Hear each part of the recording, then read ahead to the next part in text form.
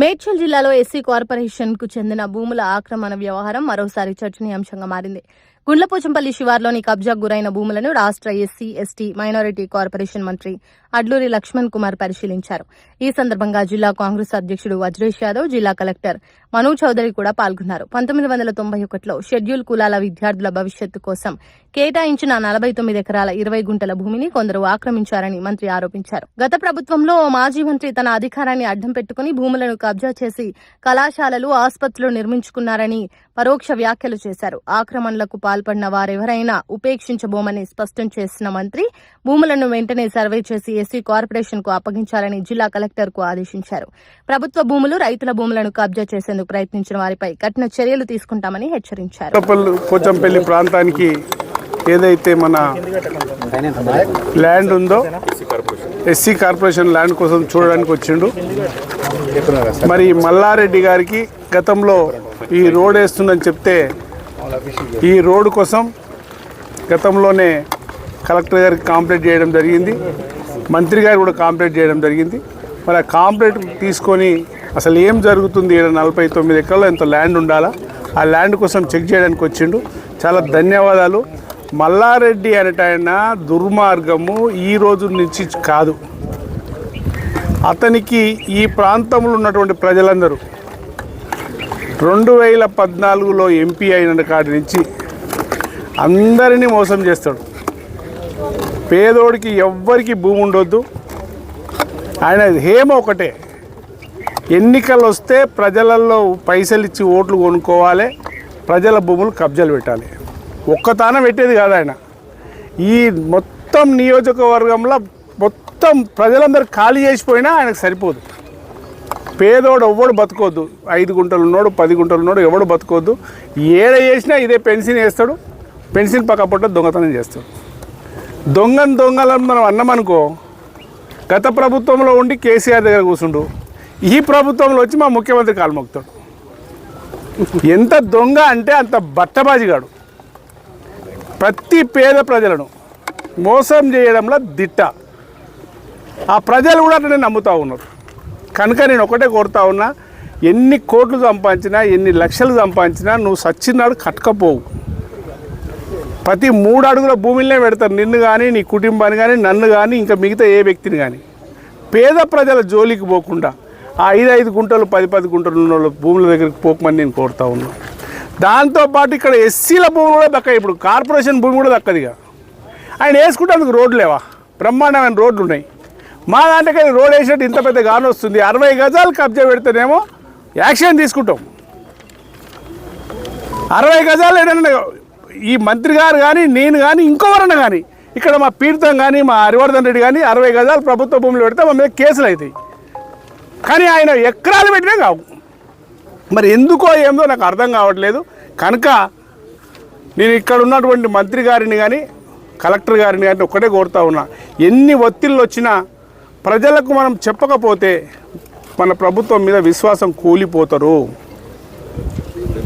ఉండొచ్చు, కోట్ల ఆస్తి ఉండొచ్చు, అన్ని దొంగతనాలే. లేవాట్లు మారుస్తాము, పట్టా సర్టిఫికెట్లు మారుస్తాము, ఎవరు తిట్టనోళ్ళు ఉండరు. ఎన్ని తిట్టినా ఆయన మీద నువ్వు ఎన్ని మాట్లాడినా ఏమి కాదనుకుంటాడు ఆయన. నాకు ఇంకా పబ్లిసిటీ వస్తుంది అనుకుంటాడు. కనుక నేను దయచేసి చెప్తున్నా, ఇకనన్నా నీ భాగవతాలు సాలించు, పేద ప్రజల జోలికి రా. ఎస్సీ కార్పొరేషన్ భూమికి కూడా కబ్జా పెట్టినవు, మరి దీని మీద యాక్షన్ తీసుకోమని చెప్పి మంత్రి గారిని, కలెక్టర్ గారిని నేను కోరుతున్నా. చేయకపోతే రేపు కాంగ్రెస్ పార్టీలో ఎవ్వరు కూడా జిహెచ్ఎంసీ ఎలక్షన్స్ వస్తున్నాయి. ఎన్నికలలో గెలవాలంటే ఈ మల్లారెడ్డి వంటి వాళ్ళను ఎవరెవరైతే సాటుగా పోయి ముఖ్యమంత్రి గారి కాళ్ళు మొక్కుతున్నారో, లేకుంటే రండి కాంగ్రెస్ పార్టీలో కలుగురు, ఇవన్నీ మాఫ్ అవుతాయి. ఆయన టీఆర్ఎస్లో ఉండి అదే పని చేసినావు, తెలుగుదేశం ఉండి అదే పని చేసినావు, ఈడ కూడా అదే పని. సాటుగా పోయి కాళ్ళు పట్టుకొని నేటుగా వచ్చి ఎందుకు ఈ భాగవతం? నేను మంత్రి గారిని కూడా కోరుతున్నా, అన్న మేము కూడా అలసిపోయినాం కొట్లాడి. ఎందుకంటే పోటీ చేయాలంటే భయం అవుతుంది మా కార్పొరేటర్లకు. ఇలాంటి దుర్మార్గులను కనుక మనం శిక్షించకపోతే మన కార్యకర్తలు రేపు పొద్దుగాల ఈయన జెడ్పీటీసీగా పోటీ చేసి 20 ఏళ్ళ నుంచి కొట్లాడుతూ ఉన్నాడు. 20 సంవత్సరాలు. ఇక ఈయన 3 సార్లు ఎమ్మెల్యేగా ఓడిపోయాడు. ఇక మా ఈశ్వర్ ఉన్నాడు ఇక్కడ, ఎక్కడో ఈశ్వర్ దళిత సర్పంచ్, ఆయన సర్పంచ్ అయితే ఆయనను బాధనే, ఈడ బాధ పెట్టని మనిషే లేడు. కనుక ఇక్కడన్నా ప్రభుత్వం ఉంది, వాళ్ళ మీద యాక్షన్ తీసుకోమని చెప్పి నేను మీ ద్వారా కోరుతా ఉన్నా. ముఖ్యమంత్రి గారు కూడా మొన్న కలిసినప్పుడు కూడా చెప్పిన, సాటుగా వచ్చి కాలు మొక్కి నేటుగా వచ్చి ప్రజల తిడుతుర్రు వీళ్ళు. మొన్న మీటింగ్ అయింది సార్, మొన్న మీటింగ్ అయితే ఒక ఎమ్మెల్యే స్టేజ్ మీద దేవుడు అని మొక్కిండు, నిన్న వచ్చి గ్రూపులలో ఇష్టం వచ్చినట్టు తిరుగుతూ ఉండు. కనుక టీఆర్ఎస్ వాళ్ళను ఎవరన్నా ఉండాలి, ఎంత పెద్ద లీడర్ అయినా కానీ మేము తప్పు చేసినా మా మీద యాక్షన్ తీసుకోమని చెప్పి కోరుతున్నాం. అది యాక్షన్ తీసుకొని మీరు అటువంటి వాళ్ళు ప్రభుత్వంలో ఉన్నోళ్ళు కనుక చేయకపోతే ప్రజలలో విశ్వాసాలు పోతాయి. ఇప్పటికే మల్లారెడ్డి అంటే ఎవ్వరు ఏం చేయరు, ఏదో వచ్చిపోతారు అంతే. నేను కూడా ఇవ్వాలనుకున్నా, వచ్చిపోతాడు మా మంత్రి కూడా వచ్చిపోతాడు అనుకున్నా, కానీ ఇదన్నా యాక్షన్ చేసి చూపిద్దాం. సోషల్ ట్రైబల్ వెల్ఫేర్ మినిస్టర్గా, డిజబుల్ శాఖ మంత్రిగా ఈ తెలంగాణ రాష్ట్రంలో ఉన్నటువంటి షెడ్యూల్ క్యాస్ట్ పిల్లల భవిష్యత్ కోసం కేటాయించినటువంటి స్థలం ఏదైతే గుండ్లపోచమ్మ శివారు, గుండ్లపోచంపల్లి శివారులో సర్వే నెంబర్ 509 సుమారు 49 ఎకరాల 20 గుంటల భూమిని మా ఎస్సీ కార్పొరేషన్ ద్వారా అప్పుడున్న ప్రభుత్వం ఈ రాష్ట్రంలో ఉన్నటువంటి ఎస్సీ షెడ్యూల్ క్యాస్ట్ పిల్లల భవిష్యత్ కోసం, షెడ్యూల్ కాస్ట్ తరాల కోసం, వారి బాగోలు కోసం గొప్పగా ప్రభుత్వం ఆలోచన చేసి 1991లో ఎస్సీ కార్పొరేషన్ రాష్ట్ర ప్రభుత్వం ద్వారా 49 ఎకరాల 20 గుంటల భూమిని ప్రభుత్వం తీసుకోవడం జరిగింది, కొనుగోలు చేయడం జరిగింది.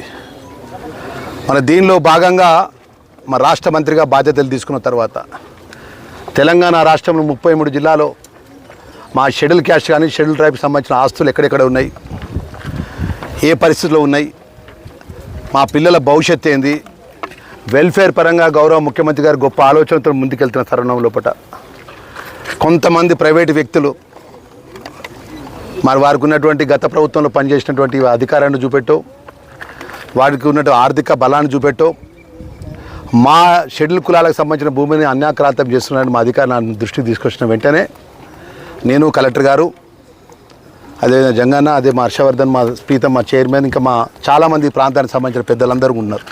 చాలాసార్లు ఫోన్ చేసిన, అన్న ఒక్కసారి మన భూములంతా కూడా అన్యాక్రాంతం అవుతుంది చాలామంది అని. నేను ఒకటే విషయం చెప్పదలుచుకున్నా, ప్రభుత్వం తరపున ఇక్కడికి నేను వచ్చిన, నేను సామాన్య వ్యక్తి నుంచి ప్రజలతో ఎన్నుకోబడ్డ ఈ రాష్ట్ర మంత్రిగా ఈరోజు బాధ్యతలు తీసుకొని సోషల్ వెల్ఫేర్ మినిస్టర్గా ఈరోజు మీడియా ముందు నేను చెప్తున్నా. 49 ఎకరాల 20 గుంటల భూమి విషయం లోపల తక్షణమే మేము కలెక్టర్ గారికి ఆదేశాలు ఇస్తున్నాము. ఈ భూమి మొత్తాన్ని సర్వే చేపించి ఒక టైం బాండ్ ప్రోగ్రాం లోపల డిమార్కేషన్ చేపించి మాకు సబ్మిషన్ చేసిన వెంటనే మా ఎస్సీ షెడ్యూల్ కులాల ద్వారా పూర్తిగా ఫెన్సింగ్ వేసుకుంటాం.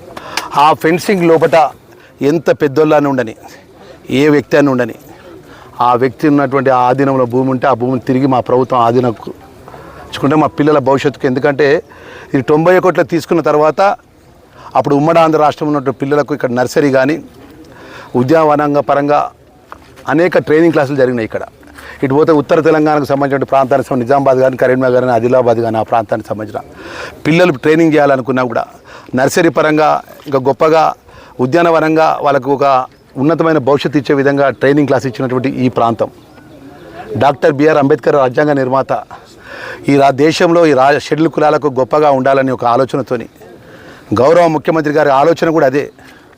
ఈరోజు ఎస్సీలు కానీ, బీసీలు కానీ, మైనార్టీలు కానీ అన్ని వర్గాల ప్రజల యొక్క వాళ్ళ యువత పిల్లలకు భవిష్యత్ గొప్పగా ఉండాలనే ఆలోచనతో వారు ఉన్నటువంటి సందర్భంలో ఒకట ఆ వర్గంకెళ్ళి వచ్చిన వ్యక్తిగా నేను ఇక్కడ మీడియా ముందు నేను చెప్తున్నా. తక్షణమే కలెక్టర్ గారు సుమాటగా వారికి పూర్తి అధికారాలు ఉంటాయి. ప్రభుత్వం తరపున వారికి నేను మీ ముందే వారికి చెప్పడం జరుగుతుంది. సాధ్యమైనంత తొందరగా ఈ భూమిని మొత్తం కూడా సర్వే చేయించి గెట్లు బాతి ఫిజికల్ పొజిషన్ మా కాయిదా మీద హ్యాండ్ ఓవర్ చేస్తే నేను మినిస్టర్గా మా సెక్రటరీకి, సోషల్ వెల్ఫేర్ సెక్రటరీ గారికి తక్షణమే ఫెన్సింగ్ వేసేసి పూర్తిగా మా ఆధీనం తీసుకొని భవిష్యత్తులో షెడ్యూల్ కుల వర్గాలకు ఉపయోగపడే విధంగా ఈ స్థలాన్ని ఉపయోగించుకునే విధంగా ముఖ్యమంత్రి గారి ఆలోచనని, ఉప ముఖ్యమంత్రి గారి ఆలోచన, ప్రభుత్వం ఆలోచనని భవిష్యత్ తరానికి ముందుకు తీసుకెళ్తామనే విషయాన్ని కూడా మనవి చేసుకుంటూ నేను ప్రభుత్వ పరంగా, అధికార పరంగా రావడం జరిగింది. నేను కలెక్టర్ గారు ఒక వ్యక్తి గురించి మాట్లాడితే బాగుండదు, స్థాయి దిగదార్చుకోము. ప్రజలతో ఎన్నుకోబడ్డప్పుడు ఒక జవాబుదారీగా పనిచేస్తున్నాం. ఈరోజు మేము 9వ తారీఖు ఇక్కడ వచ్చినాం. 9 కదన్నా 9. మా కలెక్టర్ గారు ఒక టైం నాకు చెప్తారు, ఎందుకంటే ఇదంతా ఇంత పెద్ద 49 ఎకరాలంటే దీనికి సంబంధించిన సర్వేకి సంబంధించిన అధికారులు ఎవరో ఇక్కడ నియామకం చేయాలి, ఎక్కడెక్కడ ఉంటే ఒకరు హానెస్ట్ ఆఫీసర్స్ ఎక్కడెక్కడ ఉన్నారు ఇక్కడ నుంచి తీసుకురావాలని చెప్పేసి నిబంధనలకు అనుగుణంగా నేను ప్రభుత్వం నుంచి మా సెక్రటరీ ద్వారా ఒక ఉత్తరం వారికి రేపు రాతపూర్వకంగా వారికి పంపిస్తాను. నేను పంపించి ప్రభుత్వ పరంగా వారికి అన్ని విధాలా కూడా మేము రాతపూర్వక పంపించినాక వారు సర్వే మొదలుపెట్టినాక ఎన్ని రోజుల్లో పూర్తి చేసినాక నేనే స్వయంగా మీడియా ముందుకు వస్తా. మీడియాకు ముందుకు వచ్చి ఇక్కడ ఉన్న భూమిని మొత్తం కూడా ఎవరి కబ్జాలను ఉండని, ఎంత పెద్దవాళ్ళ కబ్జాలను ఉండని మేము అరాచకాలు చేస్తాము. మేము లోపల పోయి ఒక విధంగా ఉంటాం, బయటకు వచ్చి ఒక విధంగా ఉంటే మాట్లాడడం కాదు, చేతులతో పనిచేస్తాం. ఇలా ప్రభుత్వంలో ఉన్నాం, ప్రభుత్వాన్ని నడిపిస్తున్నాం. ఇలా ప్రజల సంక్షేమానికి సంబంధించిన విషయం లోపల ఈరోజు ముఖ్యమంత్రి గారు గొప్పగా ఆలోచన చేసి ముందుకెళ్తున్నారు. ఇలా షెడ్యూల్ కులాలు కానీ, షెడ్యూల్ ట్రైబ్ కానీ, బీసీ కానీ, వెల్ఫేర్ మైనార్టీ వెల్ఫేర్ పిల్లలకు బంగారు భవిష్యత్తు ఉండాలని చెప్పేసి కోరుకున్న స్థలంలో పట్ల హైదరాబాద్ మహారాణి ఆనుకున్నటువంటి ఈరోజు ఇంత గొప్పగా గుండ్ల పోచమ్మ పల్లె ఈ నగరంలో సుమారు 49 ఎకరాల భూమి అంటే ఆషామాష ఇష్యూ కాదు. రేపు భవిష్యత్ తరాలకు గొప్పగా ఈ యొక్క స్థలాన్ని ఉపయోగించుకునే విధంగా వెల్ఫేర్ డిపార్ట్మెంట్ ఇచ్చి ముందుకెళ్తామనే విషయాన్ని కూడా మీడియా ద్వారా మనవి చేసుకుంటూ, ఎవరైతే ఈ మీడియా గురించి మొదలు పెడుతున్నాం చెప్తున్నా వారికి, ఒకవేళ అనుకోకుండా మీరేదో ప్రభుత్వాన్ని అడ్డం పెట్టుకుని ఎవరినో అధికారాన్ని అడ్డం పెట్టుకుని ఉంటే ఇమీడియట్గా ఇప్పుడే తక్షణమే తొలగించుకోండి. మీరు ఎస్సీలకు సంబంధించిన భూముల విషయంలో ఎవరైనా వస్తే చట్టం ఏం చేస్తుంది, 2 విషయాలు ఉంటాయి. ఎస్సీలకు సంబంధించిన భూముల విషయంలో ఎంత పెద్దోళ్ళమైనా కూడా వాళ్ళ మీద ఎస్సీ ఎస్టీ కేసు రిజిస్టర్ అవుతుంది. తప్పకుండా ఎంత పెద్ద చట్టపరంగా గిట్ట వారు ఆ షెడ్యూల్ కులాలకు సంబంధించిన 49 ఎకరాల 20 గుంటల భూముల గజం భూమిలో కూడా వాళ్ళు వచ్చినా కూడా చట్టం తన పని తను చేసుకుంటూ పోతుంది.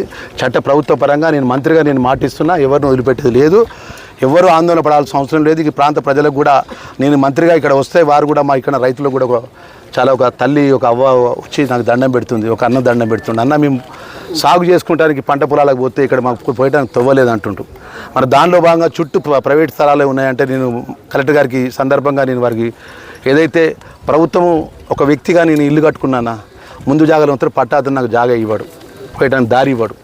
ప్రభుత్వ నిబంధనలకు అనుగుణంగా మరి ఆ పంట సాగు చేసుకున్నటువంటి రైతులకు తవ్వయ్యకుండా అడ్డుకున్న విషయం లోపల ఎవరైతే ప్రైవేట్ వ్యక్తి ఉంటుందో నిబంధనలకు అనుగుణంగా అవసరం అనుకుంటే సీసీఎల్కి రాసి ఆ తవ్వబోయేంత వరకు ల్యాండ్ యాక్వైర్ చేసి అన్న కూడా తవ్వ ఇచ్చే విధంగా ప్రభుత్వం పరిశీలన చేస్తుంది. ఆ విధంగా నేను రెవెన్యూ మినిస్టర్ గారు కూడా నేను పోయిన వెంటనే నేను రిప్రజెంటేషన్ చేస్తాను. ఏ రైతులకైతే సాగు చేసుకునడానికి ఒక ప్రైవేట్ వ్యక్తి నా భూమిలోకి వెళ్ళి వెళ్ళొద్దు, నా భూమి దాటిపోవద్దు, ఇక్కడ నేను కాలేజీ నిర్మాణం చేసుకున్నా, ఇది నా సామ్రాజ్యం పోతే నేను అంతు చూస్తా అని చెప్పేటువంటి ఎంత పెద్దవాడ అయినా కూడా చట్టం పరంగా మేము వారి ఏదైతే ఉందో మేము ఒక రిప్రజెంటేషన్ రెవెన్యూ మినిస్టర్ గారికి ఇస్తాం, వెల్ఫేర్ మినిస్టర్గా. ఎందుకంటే ఆ ప్రాంతానికి రైతాంగానికి మరి సాగు చేసుకోవడానికి మరి రెక్కల కష్టం చేసుకోవడానికి కూడా పోవద్దు అనడానికి ప్రజాస్వామ్యంలో ఎవరికి కూడా రైట్ లేదు. ఒక వ్యక్తి పోవాలంటే ఇంకో వ్యక్తి భూమిలోకి వెళ్ళి పోవాల్సి ఆ వ్యక్తి ఇంటికి పోగలుగుతాం. అలాంటి పరిస్థితుల లోపల నేను ఏది పడితే అదే మాట్లాడతా, నేను మాట్లాడిందని నడుస్తుంది అంటే కూడా కాదు. ఈ రాష్ట్రంలో ఈ దేశంలో మంచి వాళ్ళు కూడా అహంతో మాట్లాడిన వాళ్ళు అడ్రస్ లేకుండా పోయింది. నేను వెల్ఫేర్ మినిస్టర్గా నేను మాటిస్తున్నా, మా కలెక్టర్ గారు ముందు చెప్తున్నా. కలెక్టర్ గారు ఈ రోజు నుంచి మీరు తక్షణమే బాధ్యత రేపు రాతపూర్వకంగా మీ కాపీ వీసీఎండీ గారు మీకు మీ ఆఫీస్కి వచ్చి ఇస్తారు సార్. ఇచ్చిన తర్వాత పూర్తిగా సర్వే చేసి డిమార్కేషన్ చేసి మన షెడ్యూల్ కులాలకు సంబంధించిన 49 ఎకరాల 20 గుంటల భూమిని షెడ్యూల్ కులాలకు దక్కే విధంగా ప్రభుత్వం ప్రత్యేకంగా చర్యలు తీసుకుంటుంది. అది ఎవరు కూడా ఎంక్రోచ్ అయినా కూడా మళ్ళొకసారి చెప్తున్నాం, తక్షణమే ఆ ఎంక్రోచ్ అయిన వ్యక్తులు వారి యొక్క పరిస్థితి లోపల ఒక పెద్ద మనిషి తరగా వాళ్ళ గోడలు గులగొట్టుకుంటారా, వాళ్ళ తొవ్వలు చేసే ఆధీనంలో ఏదైతే కబ్జాకు వచ్చిన దాంట్లోకి వెళ్ళిపోవాలని చెప్పి వాళ్ళకి సూచన చేస్తూ మరి మీడియా పరంగా కూడా మిత్రులు మనవి చేసుకుంటున్నాం. నా పేరు వెంకటేశ్వర, మాది మైసమ్మ కూడా గ్రామం. అయితే మాకు ఇక్కడ పొలం ఉంది. ఒకప్పుడు అటు ఫారెస్ట్ నుంచి అటువైపు నుంచి పొలం ఉండేది, దారి ఉండేది. ఆ దారిని అక్కడి నుంచి క్లోజ్ చేశారు. ఇది కూడా పొలాలలోకి వెళ్ళే దారి ఇది. ఇక్కడ మొత్తం అటువైపు ఇటువైపు అంతా పొలాలు కొనుక్కొని మధ్యలో ఉన్న రోడ్డును కూడా బ్లాక్ చేసేసారు. ఇప్పుడు మనకు చూస్తున్న అక్కడ రోడ్డు కూడా అంత బ్లాక్ చేశారు. మనకు మళ్ళీ ఆ వెనకాల వైపు నుంచి కూడా తవ్వ ఉండేది. అక్కడి నుంచి కూడా కొనుక్కొని అక్కడి నుంచి కూడా మొత్తం దారిని పెట్టేసారు, కాంపౌండ్ పెట్టేసారు. చుట్టూ ఎక్కడి నుంచి మాకు వెళ్ళడానికి లేకుండా చేసేస్తుంది. ఇప్పుడు మాకు ఉన్న ఇప్పుడు తవ్వ ఉంది, అది ల్యాండ్ ఉంది కానీ దానికి మేము ఏం చేయలేకపోతున్నాం ఇప్పుడు దాని గురించి. మొత్తం లోపల విద్యా సంస్థల అధినేత సిహెచ్ సామకూర మల్లారెడ్డి గారిది నడుస్తుంది. ఆయన ఏం చేసిండంటే రైతుల దగ్గర రోడ్ ప్లేస్లో ఉన్నటువంటి ప్లేస్లను ఆయన కొనేసుకొని లోపలికున్న రైతులకు దారి లేకుండా చుట్టుముట్టు కాంపౌండ్ వాళ్ళు పెట్టి వాళ్ళకు జీవనోపాధి మీద పొట్ట మీద దెబ్బ కొట్టే పరిస్థితి తీసుకొచ్చిండు. మేము కోరుతుంది ఏంటంటే కనీసం ఆ రైతులకు ట్రాక్టర్ పోయేటట్టు లేకపోతే వరి కోత మిషన్ పోయేటట్టు స్థలం అయితే ఇవ్వాలని చెప్పి మన గవర్నమెంట్ జీవోలల్లో మరి హైకోర్టు డిసిషన్లో కూడా ఉన్నది.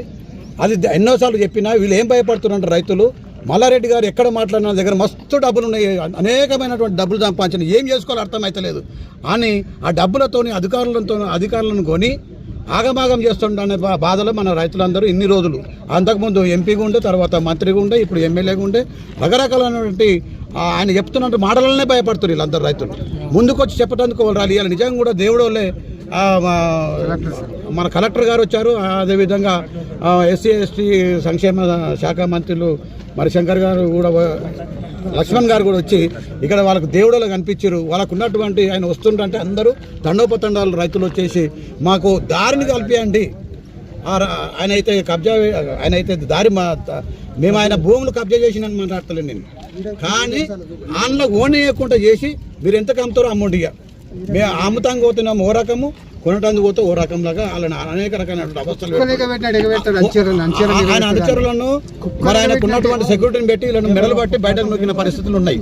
కాబట్టి ఈ రోజు చెప్పడం జరిగింది. మేము మీడియా ద్వారా మేము ఏం కోరుకుంటున్నామంటే రైతులకు కావాల్సింది ఏంటి దారి, వ్యవసాయం చేసుకుంటూ వాళ్ళు జీవనోపాధి కల్పించుకుంటున్నటువంటి వ్యవసాయదారులకు దారి కల్పించాలని చెప్పి మీ మీడియా ద్వారా కోరుకుంటూ కలెక్టర్ కూడా స్పీడ్గా ఆ విధంగా రైతుల యొక్క మనోవేదన మీకు తెలియజేయడానికి ఉంది. అందులో భాగం మాది కూడా కొంత ఉన్నది. కాబట్టి మీకు దయచేసి మేము మీడియా మిత్రులు మేము కోరుకుంటుంది ఏంటంటే ప్రభుత్వం ద్వారా వీళ్ళకు దారిని చూపించే విధంగా మీరు తీసుకుపోవాలని చెప్పి కోరుకుంటున్నాం.